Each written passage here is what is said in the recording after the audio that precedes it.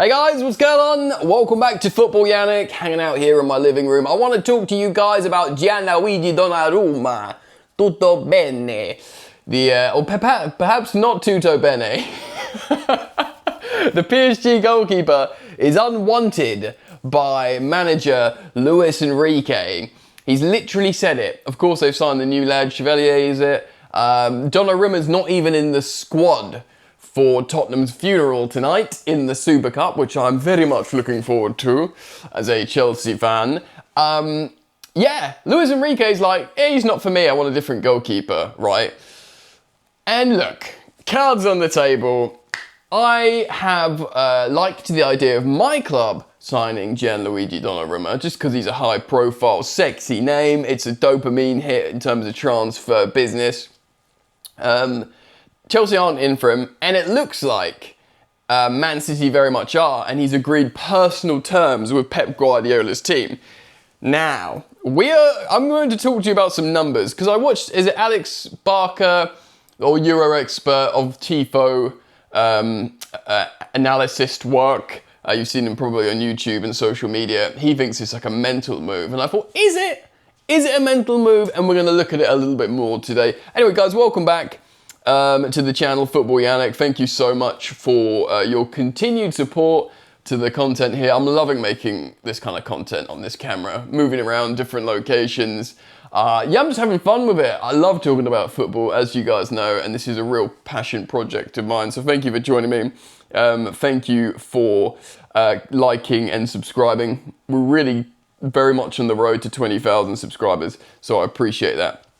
Look, I'm just going to read you some numbers. These are all off FB Ref, right? Scouting reports. So it compares Donnarumma to other goalkeepers in the top 5 leagues around Europe, contextually. And then you've got the percentile. So whatever the percentile is, the number is, say if you're in the 98th percentile, you're in the top 2% of that metric.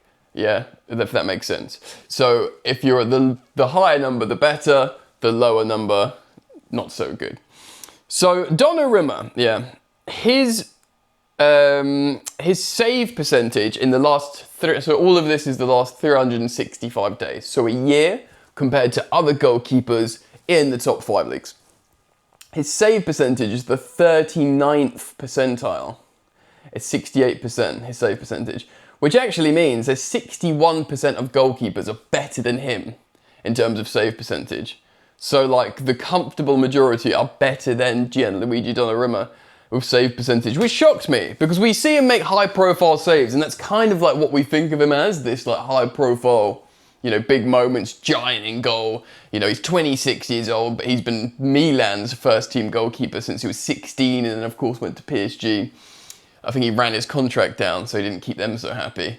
He's got 12 months left on this deal now, so PSG are trying to sell him, make money for him. And they just don't want him anymore. And to be honest, these numbers kind of speak, you know, for themselves, really. I'm going to tell you some other stats. His goal kicks, 29th percentile. Maybe that's the amount, to be fair. And, you know, they won't take as many goal kicks because they're so dominant in the French league. All his defensive actions are incredibly low. He's got 0.0% penalty save, so he's never saved a penalty in the last year. If argue with FB Ref, it might be just the Ligue 1, although I do think it's all competitions, but this is all off FB Ref. I'm not, you know, do you know what I mean? And then there's some real, I don't know if you can see there, can you see? It's all red, basically, and these are metrics, these are the stats, these are elements, traits that Pep Guardiola at Manchester City you thought would have wanted. Now, of course, there's this perception that goalkeeping's changing a little bit, that managers are willing to go long a little bit more, are not necessarily needing footballing goalkeepers as much as they did, but despite that, they still need to be competent to just kick a football, you know, right? All right, so listen to this. Passes completed, this is bracket launched. So passes completed. GG Donnarumma. Bearing in mind, he's playing for PSG. He's not playing for Sean Dyche's Burnley. He's playing for Luis Enrique's Paris Saint-Germain. So The players are there. The good players are there. The good passing style is there. And the amazing coach is there. He's got no excuse. He is in the 6th percentile, which means 94% of goalkeepers in Europe are better at completing passes than he is in terms of launched. Passes attempted, he's in the 4th percentile. 96% of goalkeepers are better than him. I mean, some of these stats are just rank. Average pass length, I mean, I'm not going to judge that because that could be a stylistic thing, but like, all these numbers are just rank. They're bottom of the table, you know, crosses stopped. He's in the 21st percentile. All red, tiny little bars. Basically, all of his stats are incredibly low. So remember when I said he's in for the save percentage? He's in the 39th percentile. Just for reference, my goalkeeper, as a Chelsea fan, I looked at, he's in the 90th percentile.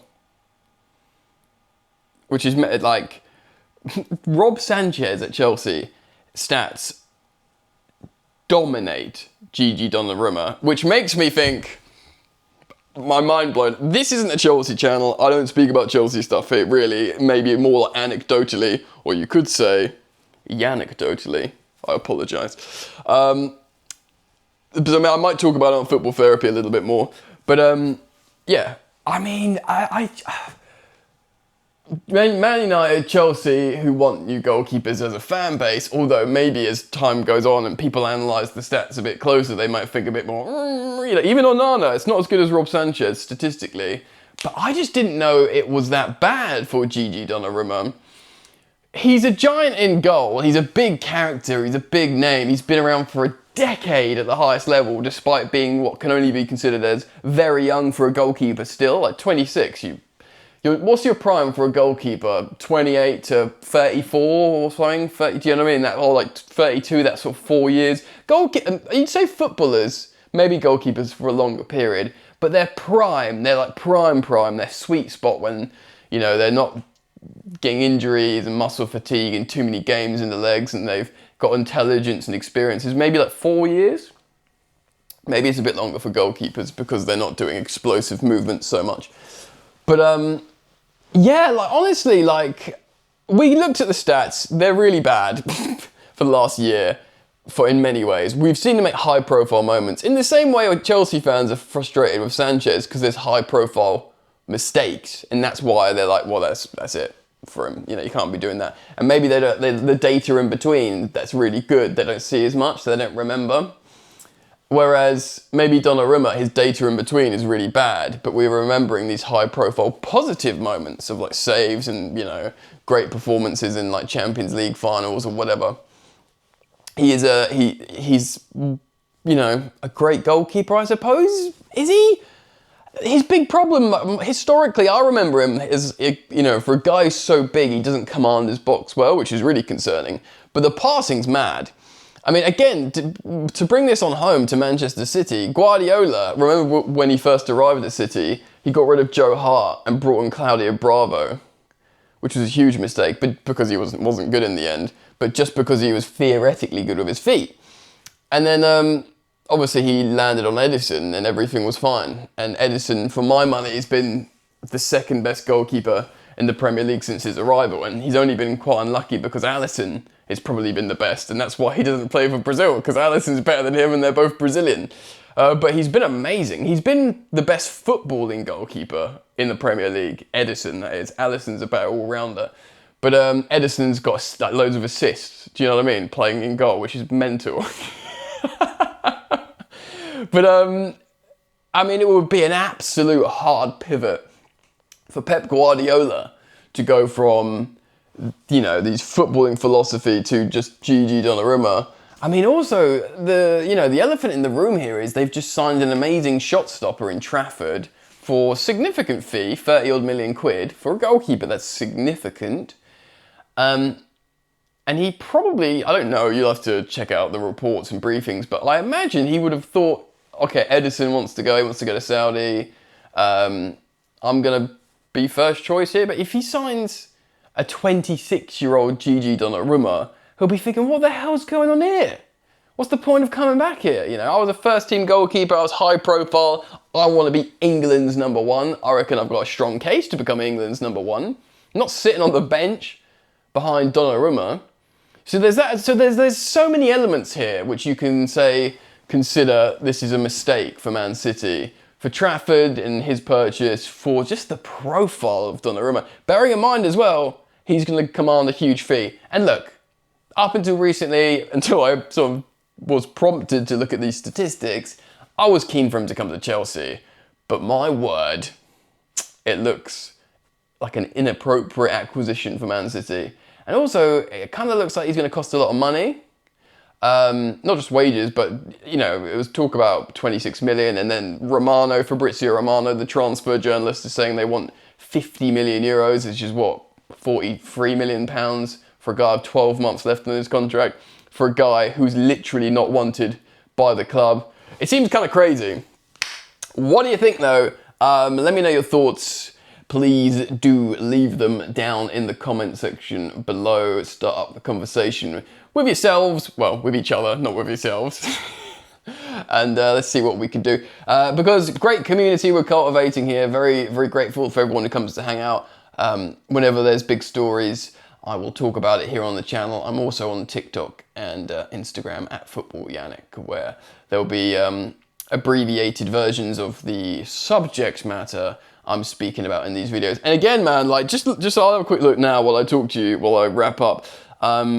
We are doing really well for subscribers here on the channel. 19,391. So that is 609 subscribers off the 20,000 target for this summer. Incredible. So thank you so much for joining me. Thank you for liking and subscribing. And I hope to see you back here very soon. Peace.